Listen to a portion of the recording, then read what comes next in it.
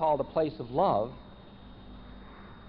and we meet another person, we feel a certain thing, and we have a habitual response to feeling that feeling in relation to another person. You look into somebody else's eyes, and they're feeling the same thing you're feeling, and you call it being in love. And the first thing you want to do, because you've been thirsty for so long, you're like a sponge, you want to collect it and possess it to make sure you're not going to lose it. So you say, let's build a nest. Because you just met somebody that is connected with that feeling in you that is love. And you take them home and you nest them. Then you get hungry and you say, I'll go to the store, and you go to get tofu and veggie burgers or something. And you're at the checkout counter, and you look into the eyes of the checkout person, and the whole thing happened again. Okay? And you say, have you considered a menage a trois?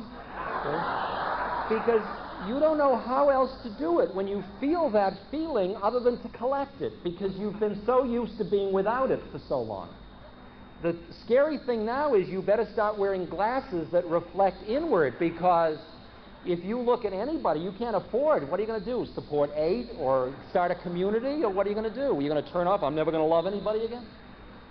You learn you have to change your habits of response, and you get so that you walk down the street. I can walk into this hall and I can look into the eyes of most of the people here, and because I'm a nice, trustworthy, old sort of being, people feel safe to allow that love to happen, and they look at me with love and I look at them with love, and I don't have to say, you feeling it? I'm feeling it. Wow. See, some people don't trust it. You know, can I hug you? Can I hold you? Can I have your autograph? Can I collect it? When will I see you again? Until you realize there's nothing to collect. You are it. It's absurd. You're going to end up with another moldering butterfly in your collection. Take a picture of it. There's nothing to collect. When you've loved somebody, when you've been with somebody in love, when they die, you sure miss them a hell of a lot. But if you'll just allow the grief to flow and allow it all to happen, you will see that behind it, where could they go? You can't leave the space. You are it. When we meet in our isness, there's no time and there's no space and there's no coming and there's no going. There's no death and there's no birth. My guru dropped his body 7 years ago. That's his trip. I miss him. It would be great to have the form around, but he's as much here as I am or as you are. Where's he going to go?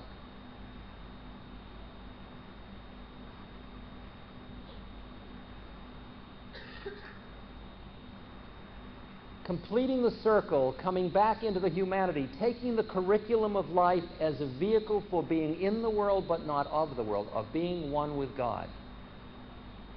That's what somebody who wants liberation is doing. They're not trying to do it. They don't think they ought to do it. They're doing it because there's nothing else to do. Because it's the only dance there is. It's the only game in town. It's all that's going. And once you are using things as vehicles for awakening, in your form you begin to tune, keeping your human heart open to the incredible amount of suffering that is in the world at this moment.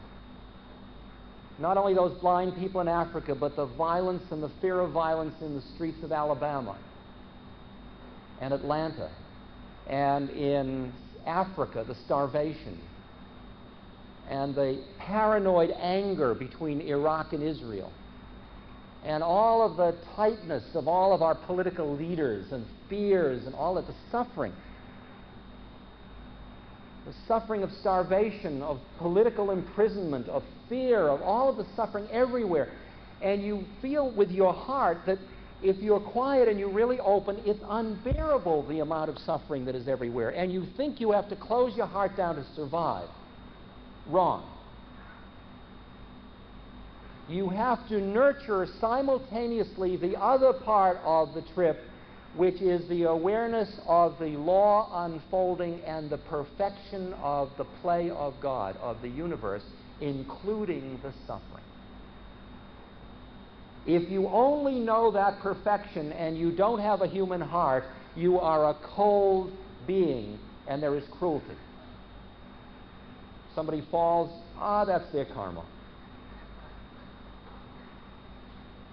If you just have your human heart and don't have that higher wisdom, it's a wipeout. And you end up angry and righteous and hurt and everything. And you get burned to a crisp by whatever you try to do, because whatever you try to do is never enough. But when you have that balance of head and heart, of humanity and divinity, of emptiness and form, of serving and yet there is no server because it's just happening, when that balance is working, that is where compassion is. You, like a judo expert, you listen and you hear what act of yours can be the optimum act within your domain for relieving suffering, within your capacities, skills, opportunities, culture, time, etc. And that's where the energy goes. You do it to relieve the suffering of all beings because you know from the other plane of your consciousness that it's your suffering. You can't walk away from it because there's no them, it's only us. And if you're suffering, I'm suffering. Where the hell am I going to go to? So that you watch your life change. It's not that you change it. People approach spiritual life as a discipline. I got to do this, and I ought to do this, and I must meditate, and I should. Forget it. Go live it out.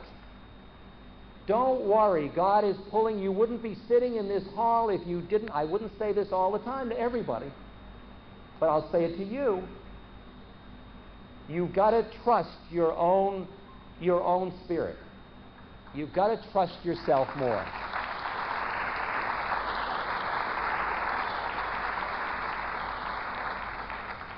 And in your lives, just the way they are unfolding now, just who you are at this moment, in every dimension, therein is God manifest.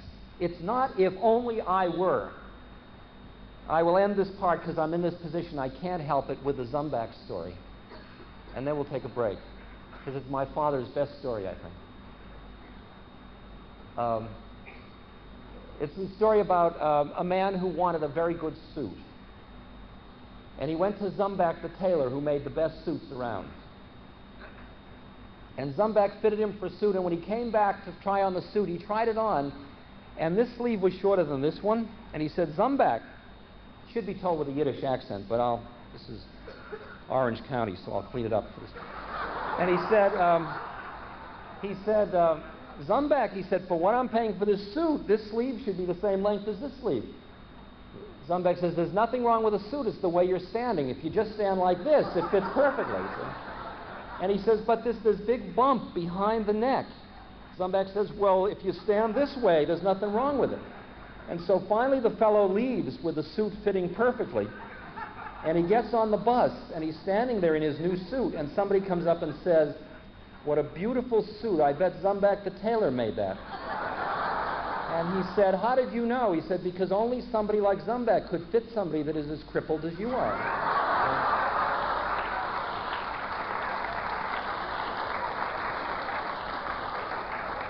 You got to watch out. I'm a meditator. See? I'm a bhakti. I'm happy all the time. I serve people. See? You got to watch all of them, because every method is a trap, and every method is a vehicle for liberation.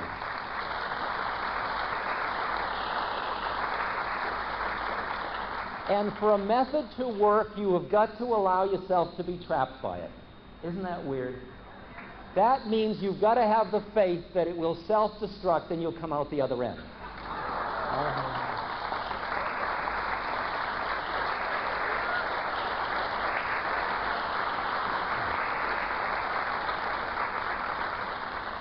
I gave you a gift. I think it was on the benches. It's a picture of my guru in one of his more fetching poses.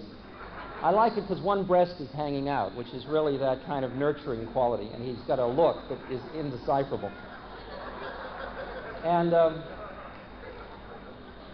but it's a two-color printing job, and it cost me 5 cents a piece, so don't knock it. On the back is the Hanuman Foundation. Hanuman is a monkey, and I'm part of the Hanuman Foundation, which is a service organization, really. It's a way for me to, it's a tax shelter. And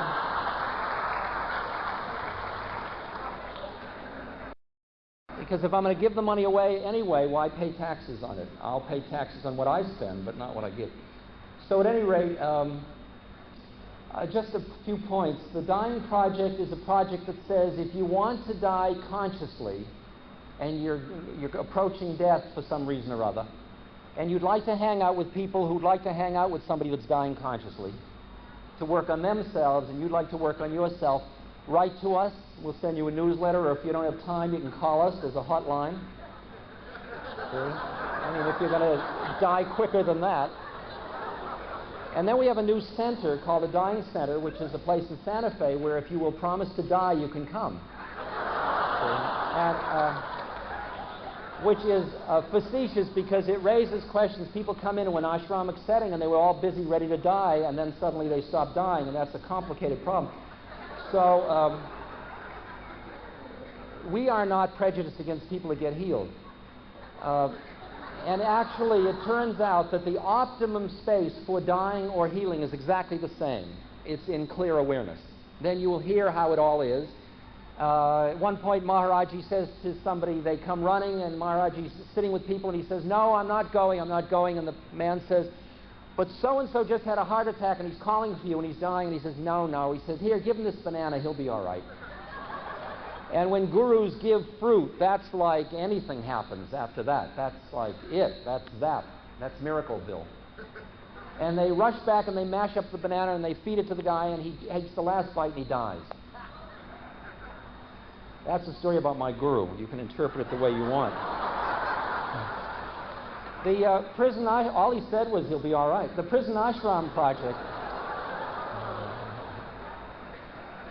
The Prison Ashram Project we send a free book called Inside Out, which tells you how to escape from prison, which is the same prison you and I are trying to escape from. Since you've got to serve time anyway, you might as well use your time to get free of time. So if you know anybody in prison that wants a free book, just send us their name and address, or give them this name or something. And the tape library has tapes of me and Jai Gopal and all of us ad nauseum. And the Seva Foundation is the Blindness Project, and the Lama Foundation is the commune. We're going to take a break now.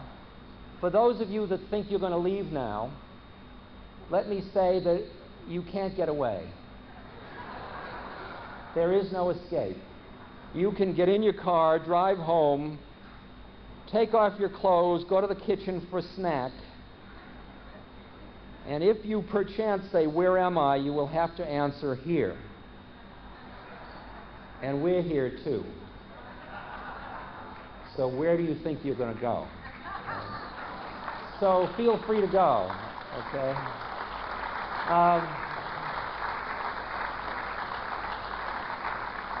I'll tell you, just accepting my identity with all of you, we are magnificent this evening.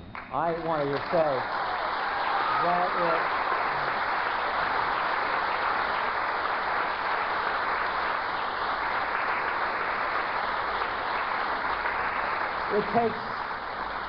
it takes all of us to play. I am a perfect part of the chemistry of this scene. It only comes out when it comes out because there is this chemistry between us. So I feel very much in love with all of you. It is 10 o'clock, so may I ask that those that are going to leave do so quite directly, and the rest of you sort of stretch and don't go too far away. And let's see if by 10:15 we could start again. And during the break, if you really want to hear something beautiful, Jai will be playing music. So if you're going to talk quietly.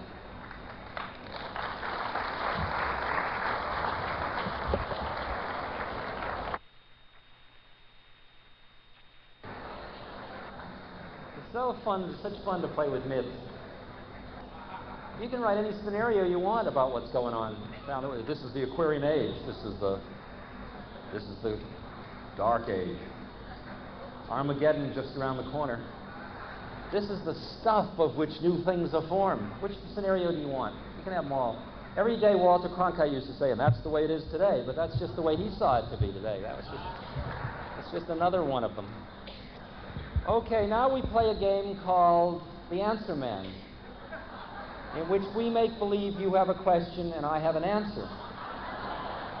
I know, of course, this is a hype, that you know what I know. It's just that I say it, because that's my part. This is my gig. It's my right livelihood. It's everything. I say what we are doing. I'm the mouth. I used to be called 5'2" in all mouth by my brother, and now I'm 6'2" in all mouth. It hasn't changed much. It's all fair game. You just raise your hand, and I'll try to move around and recognize people from different spaces. There might be one thing that was left hanging from before that I think maybe I didn't say it clearly enough, and I don't want to leave any confusion. It concerns the problem of leaving the stage of life or dying. And after a while, it concerns specifically the idea of suicide, that after a while you begin to appreciate that a human birth is a very precious incarnation that has just the right amount of sandpaper for doing great work on yourself. That if you end up in the heavenly realms because you've been so good here, you can't really do it as well up there because there's not the sand. I don't know why I assume it's up there, wherever it is. You can't do it because the sandpaper isn't there. You can't really work on yourself as a deva or an angel, and you often have to come back into a human birth. So don't throw it away needlessly. If you lose it, though, or when you're done, how you leave the stage is kind of irrelevant. I mean, you can leave smiling or grimacing or walking off, but when you're done, the hook comes out from the wings and you're taken off the stage, and that's that. So that's what I just said isn't quite straight about how you leave doesn't matter. It matters if you care about how many more thousands of incarnations you have. Then you start to use your life as a vehicle to be ready for the moment of your death, which is what Easterners know and Westerners are just beginning to hear. That you keep death over your left shoulder because you're never so much alive as when you acknowledge the existence of death.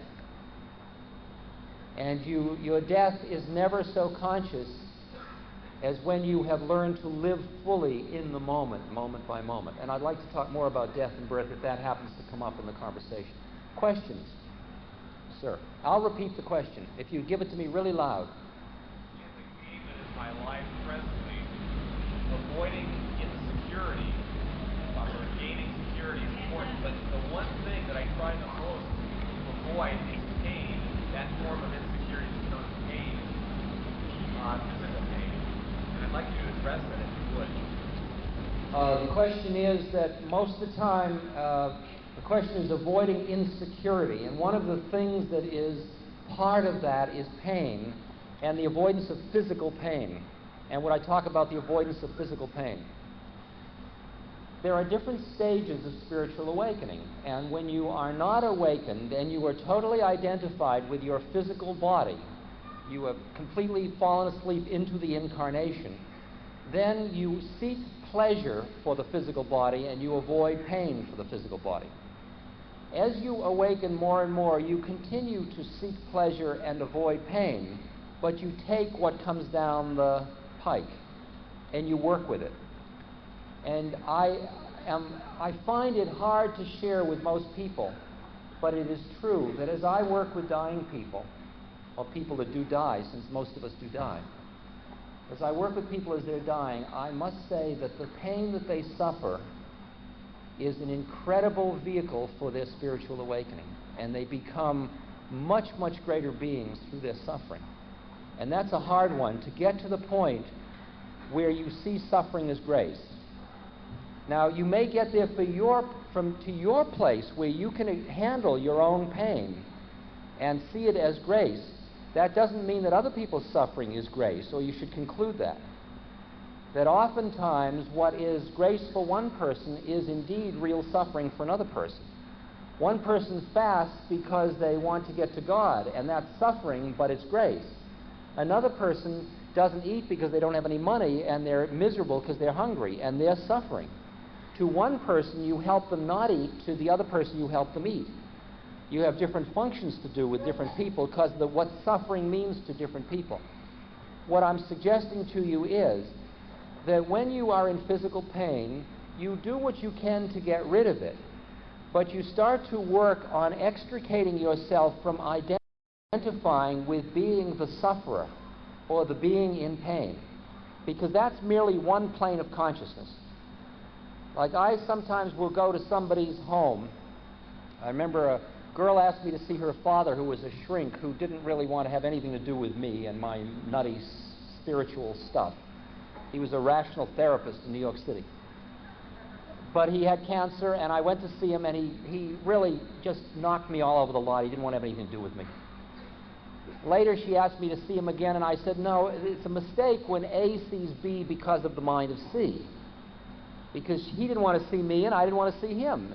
I'll tell you, for me to see him again, he'll have to call me. I figured that'll never happen, but he called me. So I went to see him, and he was in a Barca lounger with pills and lots of pain, and everybody around him helping him with the pain. And his son-in-law had said, I'll tell you, I've never liked my father-in-law, but last week he let me massage his foot because it hurt so badly. And it opened him up, and he said, you know, you're not a bad kid. And it was the first good contact we've had in a long time. So when this man was very hostile to me, I said to him, could I massage your foot? Figuring if it worked for the son-in-law, why shouldn't it work for me?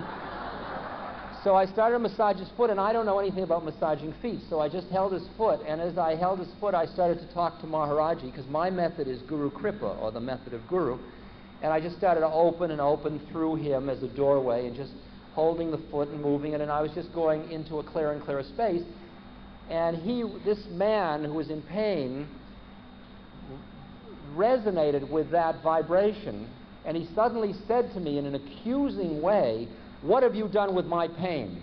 Right? Because the pain had been the closest thing he had to him now for 8 months, and this was the first time. And I said, all that happened is you flipped into another plane of consciousness, which is not the experiencer of the pain. The pain is still there. And I've had that experience again and again with one woman with pelvic cancer, where she is writhing on the bed in pain, and at the same moment her consciousness has moved to another plane where she turns to me and says, I have never been so happy in my life. And all the time her body is writhing in pain. But she is no longer the being that is in pain. Now, the answer is not that you deny the pain, but that you open to other planes of consciousness that also exist. And then the pain goes into perspective. That's all you do. You don't push it away so hard. You try not to have it and to have pleasure, but when it comes, you work with it. Is that dealing with your question at all? If it's not, you've got to say it, because just looking isn't going to do it. Okay, he's blank. That's probably good. Questions? Questions? Yes, sir. What do you do about choice? What do you do about choice? The short answer. Within your creation, the karmic incarnation you are thinks it has choice, which is just an illusion. It is actually all lawful. I mean, how your mind works is lawful. And that you decided to come tonight, you can say, well, I just decided, but you know it didn't come out of a void, it came out of this, and what you thought before, and what you read, and what you felt, and what you heard, and all this stuff, and it's all a lawful unfolding. So in that way, we are in a way determined. However, that's the body and the personality and the thinking mind. Then there is another realm of our being, which is the creator, which is always free, which has the choice to create or manifest or not. And that being always has free will. So the answer is we are both free and determined. And so when I say you're free, if you hear that within the ego sense, you are under an illusion that you are free, but you are actually determined. But there is a part of you that is free. But the person, see, like when I'm in a position where I'm trying to decide whether to have orange juice or grapefruit juice, I figure if I'm in a position where I have to think, making a choice, I must be standing in the wrong place. So all I do is quiet down and listen more deeply to hear all the things that are operating in all ways, and out of it I do something. It's either orange juice or grapefruit juice. And more of my life, if I can share it with you, is intuitively lived. Just yes, no, turning this way, doing that. Somebody writes, yes, I'm here because there was a yes to that letter. Other letters, there's a no. I don't know why that is. It isn't even my business. I don't even have to know. That's how bizarre it is. Most people want to know why they did this. I don't care why I did. Isn't it enough? This is what it is. And when this is over, it'll be over, and that'll be enough too. It's really interesting to start to live intuitively rather than logically. It's very scary at first because you don't have anything to fall back on. Because you are trusting another level of the way in which you're interacting with the universe. And you just do what you do. Questions? I have a hard time integrating a lot of emotions with this more constant higher self. And I don't see how sometimes the constancy of the self, as people say, relates to the changing emotions and like that. The relation of the emotions and the changing emotions to the constant state of awareness is the issue. Awareness is like the sky. The emotions are like thoughts. They're like birds that are crossing the sky. They come and they go. Like, for example, you go from, I'm depressed. See, that's the unawakened response. The awakened response is, dig this depression. See? I mean, it's just a different place you're saying it from. I mean, the interesting thing is the fact that you even notice the depression means there's a little part of you that isn't depressed, because who's noticing? Is the noticer depressed? And you begin to play with that, just that little flicker of consciousness. At first, it's just the tiniest little thread in which you say, this is hell. See? And then that little thread, it's like the story of the guy in the tower, and his wife wants to save him, and she sends a bug up the tower with a thread hitched to its leg, and then when he gets the thread, she attaches a string to the thread and then a rope to the string, and he keeps pulling it up, and finally he climbs down the rope and escapes. And it started with a thread, and that's really all you've got at first, is just the tiniest thread of awareness amidst all these raging emotions and thoughts and desires and fears and hopes. And there's just this little thread of it. But it's persistent. And pretty soon it starts to permeate everything. And there is a stage when it's doing that when you feel gypped, because you are used to getting off on the trippiness of your emotions and your myths. See? And here you are being helping. And there's a little voice saying, helping again, huh? See? Or, lusting.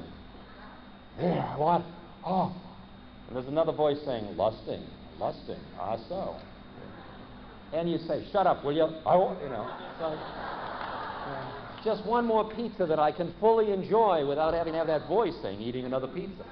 See, and it's interesting because that voice is another stage called the witness, which Gurdjieff and Uspensky and all have talked about a lot. That part of you that watches it all, that's still another set of thoughts, and that one goes too. That's merely a boat you use along the way, and then you drop that until finally there merely is awareness that is present along with everything else. It is not the witness in a self-conscious sense. It is merely, it's seeing, it's not looking. It's the way to say it. Questions? Yes?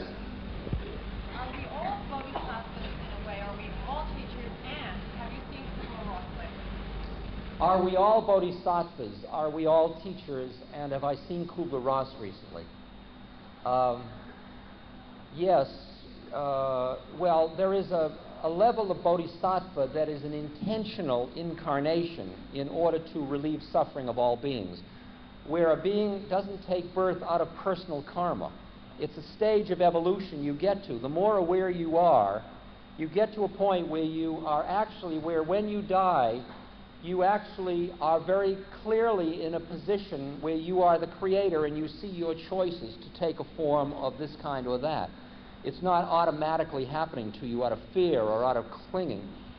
And then to the extent that you are feeling one with all of it, you may choose this form again, and that would be called a bodhisattva in the technical sense. But actually, as you and I get to the point where we see that we're all one, we all automatically become bodhisattvas. It is true. And I haven't seen Elizabeth since last summer, I guess, because I've been out of the country most of the time, and we just meet when we happen to get a chance for a hug. And she's mad as a hatter, and she's wonderful. Yes? See, and every year I say, what is she saying about Elizabeth Kubler-Ross? She's a total nut, but I love her madly. Yes? With what? Obsessions? Obsessions. Like selling popcorn. No, that's concessions. Obsessions. Obsessions. Well, obsession is just holding on anywhere. It's losing consciousness into a habitual pattern of thought, which could be called a desire. It's just losing your consciousness into it, so it takes you over and possesses you. And all you do is you keep centering, quieting, opening your heart, quieting your mind, getting your juices flowing, tuning to the universe, listening, deepening, quieting, opening. Let the obsession be obsessive. When it gets tired, it'll stop. The minute you try to stop the obsession, you've just juiced it up some more. You've made that whole domain more and more real. And the whole process is be compassionate with your neurosis. What's interesting is that I used to think that I had to stop being neurotic to be liberated. Now I realize I just have to stop identifying with my neurosis.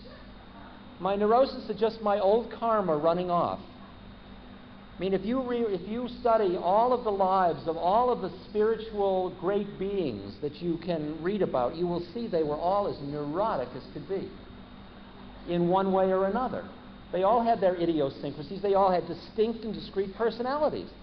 They weren't all blah, or all kind of colorless, or all smiley. Some of them were rascals, some of them were fierce, some of them were coyotes, some of them, I mean, in every tradition there were all different kinds. Zen monks laughing hysterically at the moon. Isn't that nutty? And you begin to see that as you get free of identification, just like when I get liberated, there's not going to suddenly be hair in my head. I mean, I'm just going to be a bald liberated person instead of a bald trapped person, that's all. But baldness is the karma of this body, and the personality is the personality of this body. However, as you do extricate yourself from identification, certain things do change and fall away, and that's interesting. But don't be so busy pushing and pulling your neurosis. Start to make friends with them and get to know them. They're as good as the friends you have anyway. Yes.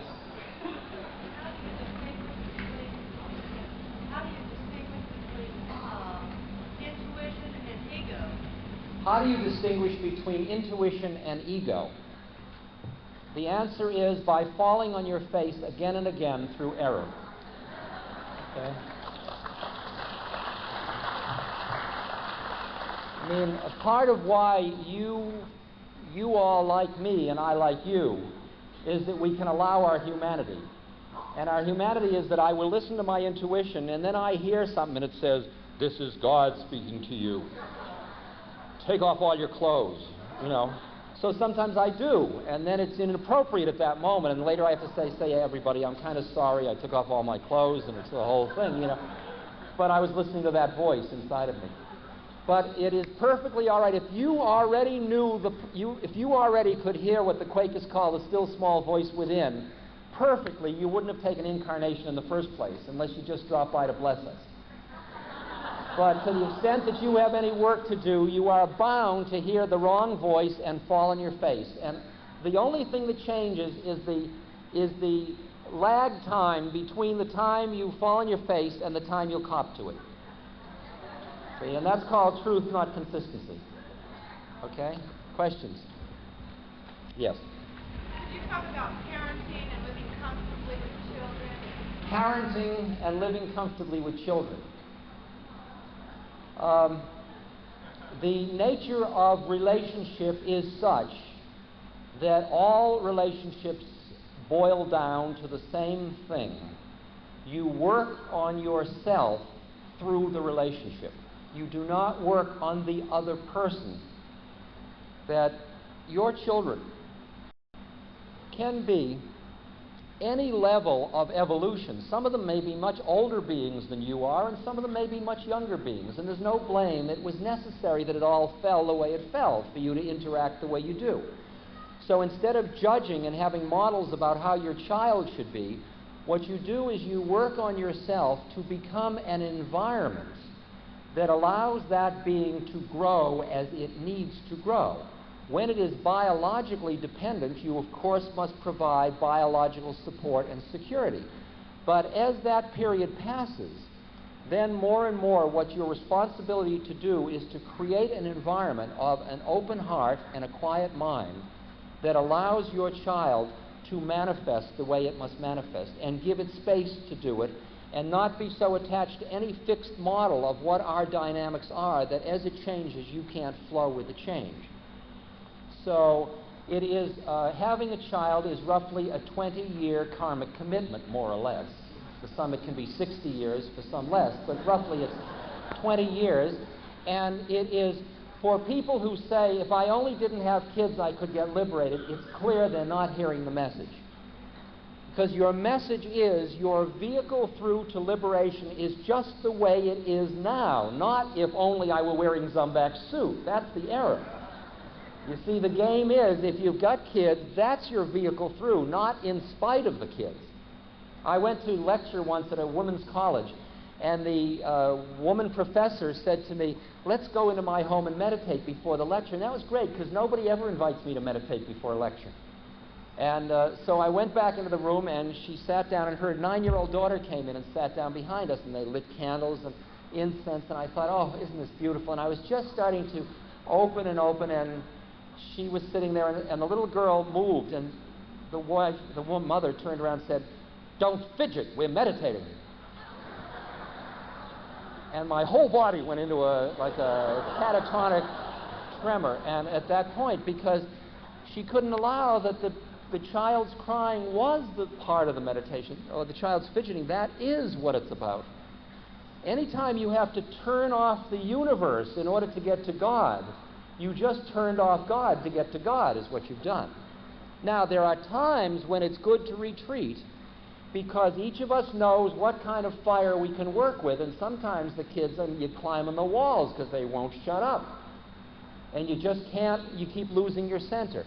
And sometimes you'd rather go out and take a job as a waitress to get the money to hire a babysitter to give you a weekend where you can lock yourself in a closet. Because you need to quiet down to regain your center in order to be able to play more consciously, because you lose it. No blame if you lose it. Your blame of yourself is just more drag. Just, well, I can't handle that fire. Okay, I got to get back a little. Now I'll come at it again. When I first started to awaken and then went back to visit my father, it took him about 2 minutes to catch me. He knew my Achilles tendon. He knew just where I was still hung up. Because after all, he taught me. You know, and he just had to say the one thing, like, well, you're earning a living, or whatever he'd say, and I was already defensive. I mean, he knew just how to get me. And so I could last about 5 minutes till I was back as you know. Then the next time I came to visit, it took maybe 10 minutes. And then slowly over the years, now it's incredible. We can stay spacey with one another through long visits. I'm about to have 10 days with him starting tomorrow morning, and it's going to be far out. He's 84 and really swing. Yes? Given that you're working on a SIVA project, that process, save sight for 7 million people, the Federation of American Scientists published an article where they said, you know, if nuclear war occurs, 160 million Americans will be considered, and probably half again in more Russia. How does the person face that, work with that consciously, and not thinking of that? Yeah. Question is, if I'm working to save sight through SEVA, how am I facing the fact that the scientists and the doctors predict that a nuclear bomb, a war, would wipe out 160 million people in this country or something like that. And, well, I'll tell you, all of these issues. Let me tell you a story. I was just this winter in Benares in India, and I went to the bathing ghat, the bathing dock where people take baths. And as I walked down towards the bathing ghat, there are two of us, and as we walked towards the bathing ghat, there were about 125 lepers. And these were people who were in advanced states of leprosy, some of them missing arms or legs or faces or parts of their body have just fallen away. And so the fellow I was with and I divided up the coins we had, and we walked down the row, and I found myself in this bizarre position. There's about 125 lepers, and I got about 20 coins. So I'm using my rational mind to decide who to give the coins to. You know, what do? You're deciding, is missing a nose worse than missing, I mean, it's bizarre. It's just absolutely grotesque. And finally, I see the absurdity of it, and I realize I must just give the coins as my intuitive thing happens. And then when I'm done and finished, and I look directly into the eyes of all these beings, it's incredible what a large proportion of those beings were right here. They weren't busy being lepers. They were just had leprosy, but they were right here. But I look at the stack of mail that I get from, would I give to save the whales? Will I work for against nuclear proliferation? Against starvation in Africa, where people are not just theoretically going to die, they're dying minute by minute by minute, every like 45 seconds now. Am I going to deal with Amnesty International, where people are presently having their arms ripped out of their sockets and their balls scrunched in wrenches and things like that? Am I going to do that? Where does it start? Where does your service start? Where does your role as a humanitarian start? Your concern for the suffering? The answer is, there is no single rule of the game for each of us. Each of us listens, and again, because of the complexity, like you hear a certain message that leads you to say, like at one point I found myself at Rocky Flats protesting nuclear proliferation. I did that because that felt right at that moment. And yet I feel that a lot of my work is what I'm doing here to relieve suffering. And that this is the same work as standing at the nuclear grounds, because you see, the next point is, just like when you're talking about children, whatever you're doing as a service must primarily be work on yourself, because to the extent that there is any fear in you of death, see, which would lead you to be horrified at the thought that 160 million people might die, or any fear of pain or suffering, you are in some subtle way through your acts perpetuating the illusion in which the whole game exists. Do you hear that? So that all you can do as you protest or as you do whatever you do to relieve suffering is do it as an act in which you are working on yourself to become a purer and purer instrument of living spirit. You hear that? And then you hear what you must do. And everybody here, and some people must raise a family as if there is no bomb, and other people must go to Washington and stand outside the White House and demand and chain themselves to railroad tracks. And the person that is at home raising their children or meditating in a cave is no better or worse than the person in Washington. The compassion is to recognize that we are a very complex organism, and that there are an infinite variety of ways of suffering, and that the ultimate relief of suffering is not just the stopping this or stopping that, but stopping the root of suffering, which is the ignorance that lies in each of us. So that ultimately you work on yourself, and then you do what you do to relieve suffering.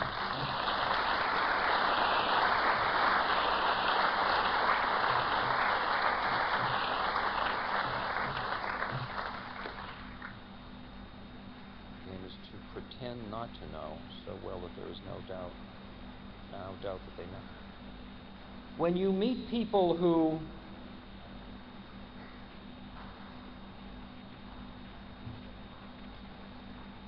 see, you can look into somebody's eyes here and you say, "You here?" And they say, "Yeah, I'm here. Pretty far out this incarnation, isn't it? Wow, yeah. Hey, ooh, wow." Okay.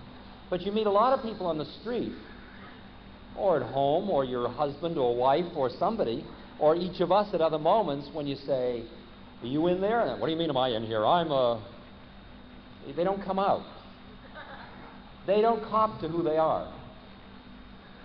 And compassion is you leave those people alone. What you do is you don't demand that anybody awaken. You merely are an environment, so if they choose to awaken, you are sitting right here. The transaction in the bank. But I'm right here. And if by any chance the teller is right here, we meet here too. And it's a precious moment. It's very precious to look through the eyes of another being and find yourself in another form. It's a great joy. Yes? All of this, this, suffering, everything, is that all just put here just to, when you get caught by the guts? Is that what it was for? The question you're asking enough so that now you want to go towards those things which catch you and throw you off balance as a warrior in order to confront them. Like people come to me and say, you live in New Mexico, which I don't, but assuming, they say, you live in New Mexico?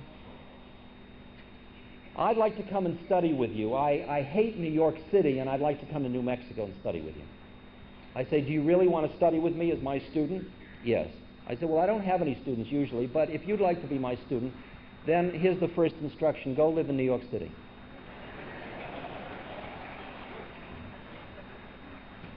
Well, I didn't want to be a student that bad.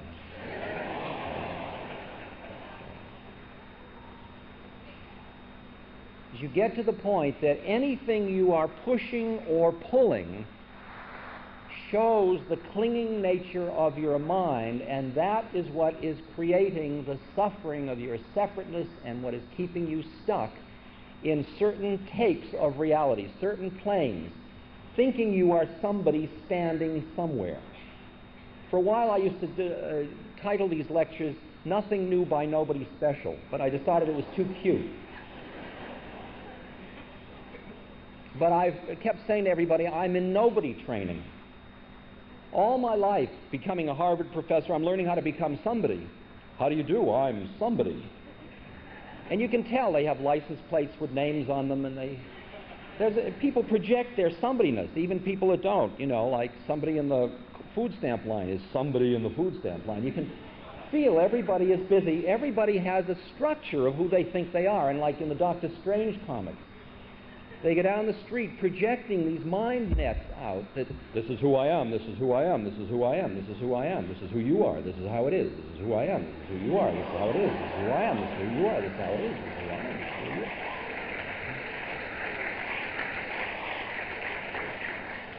And we just go along down the street, and most of us enter into conspiracies. I'll buy who you think you are if you buy who I think I am.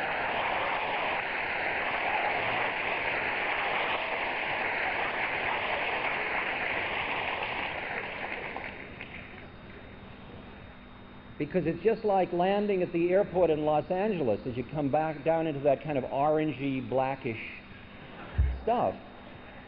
That's what's called coming down. I mean, there you were cosmically free in blue sky and sun, and suddenly you're neurotic and you're gnarled and you're anxious and I'm home, I'm back. Here I am, I'm down.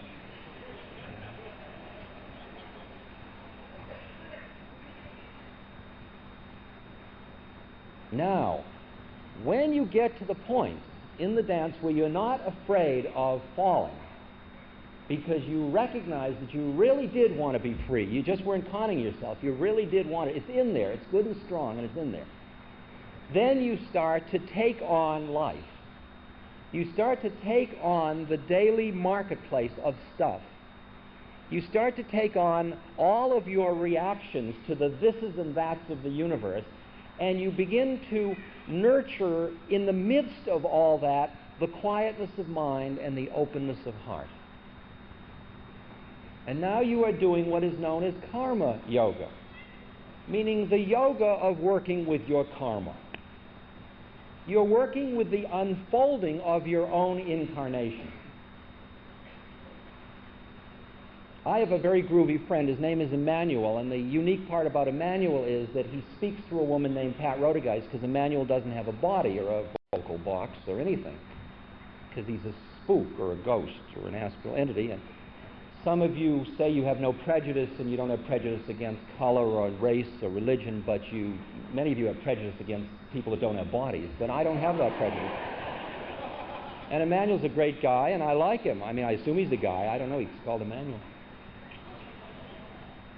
And Emmanuel's good. He's very hip. I said to Emmanuel one day, what should I tell people about death? He says, tell them it's absolutely safe.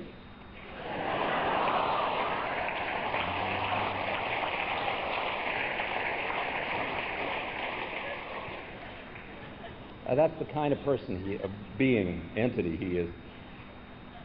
So one point I said to him, Emmanuel, what should I do? I mean, what shall I do? If I got something to do? Emmanuel said, Ramdas, you're enrolled in a school, why don't you take the curriculum?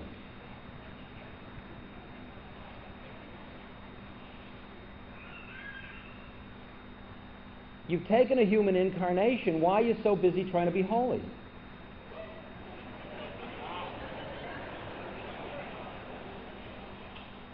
That's scary. I mean, he is clearly the Antichrist.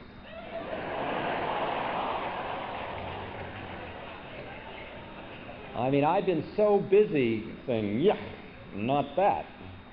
We won't have that. No more of that.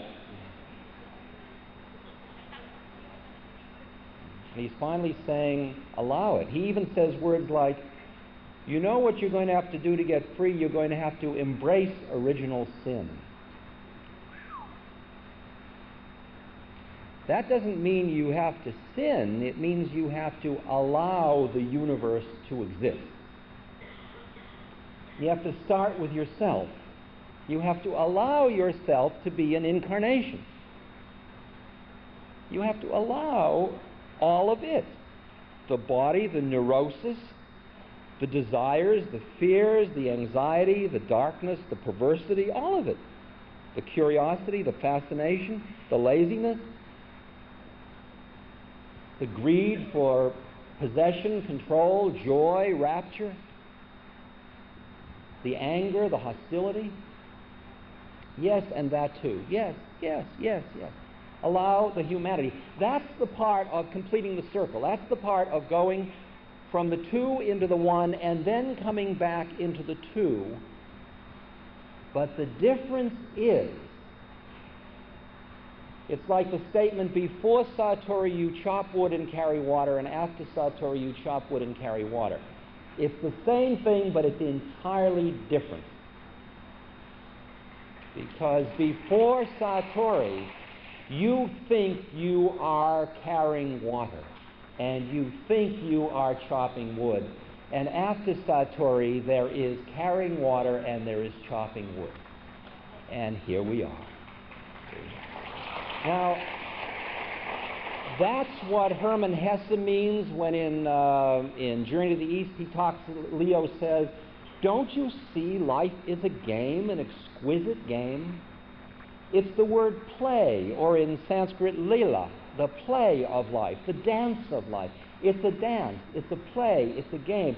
All of the forms are dancing with one another, lawfully, exquisitely. If you ever look through a microscope and see Brownian movement and see cells moving, or you look at the ocean or the birds, or you just are aware of the universe, the play of the clouds in the sky, the play of the development, creation, disintegration within your own body, the sloughing off of cells, the beauty, the perfection of that rose, the appreciation of the flowing, changing, lawful form,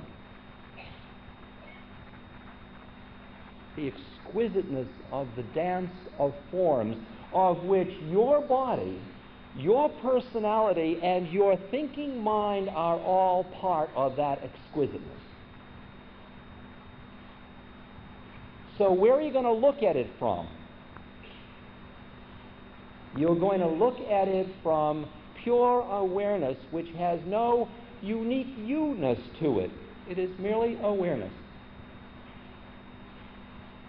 It is the eye of God. It is the one. It is pure isness. And out of that come forms. You are your own grandpa in that sense. You are your own creator. You are both the creator and the created. Everything of you that is in karma is created. Everything, your body, your personality, your thoughts, who you think you are, what you think you're doing, how many more incarnations, what you did last incarnation, all that stuff, that's all lawful stuff unfolding. And behind it all, you are free. Emmanuel says, he says, look, you have your choice. Do you want to continue to be the victim, or do you want to be the creator?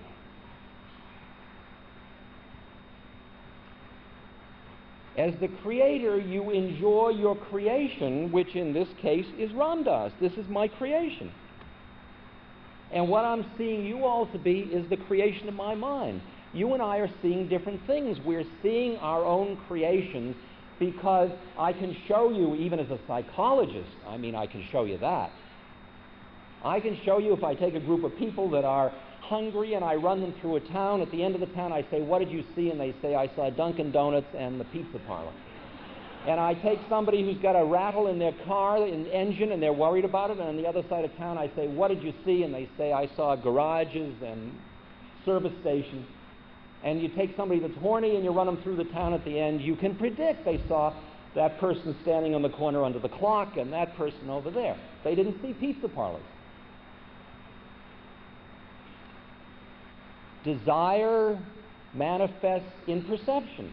It's perceptual selectivity. You actually pick out of the infinite stimulation that is occurring to your senses all the time, in every sense dimension, that which fits into your model of how you think it ought to be. And those models come along with attachments, or desires are at the root of them, and your identification. I am hungry, and therefore the universe turns into what is edible and what is not edible. And how do I get it? And that's called first chakra. And second chakra is horny, and everybody either breaks down into makeable, a competitor, or irrelevant.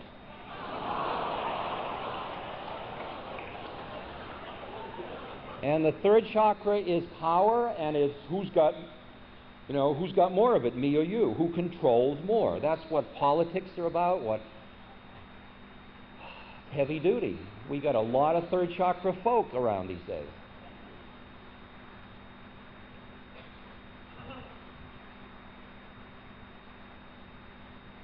Fourth chakra is the first one that starts the compassion. That's the first one in which you start to tune to a place in yourself where you recognize that other people are your brothers and sisters and fellow souls. And then it goes on up the scale.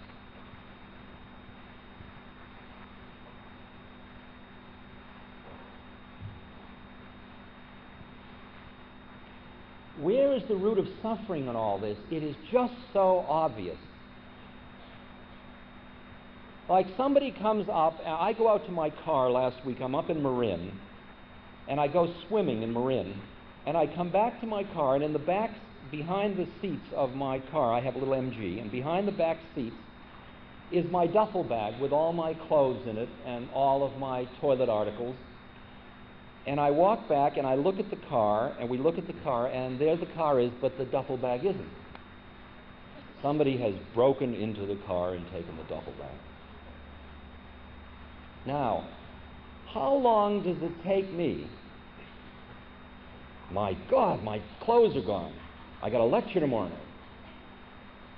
To, wow, I can buy a whole new wardrobe.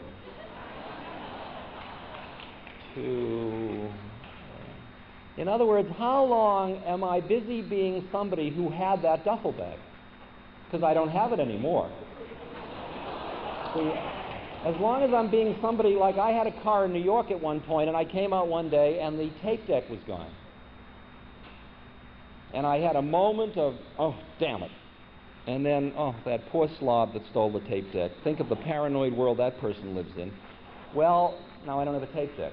Then the next week I got another tape deck, and 2 weeks later it was parked in the same spot, and I came back, and the same guy took the next tape deck. And at that moment I became somebody who doesn't have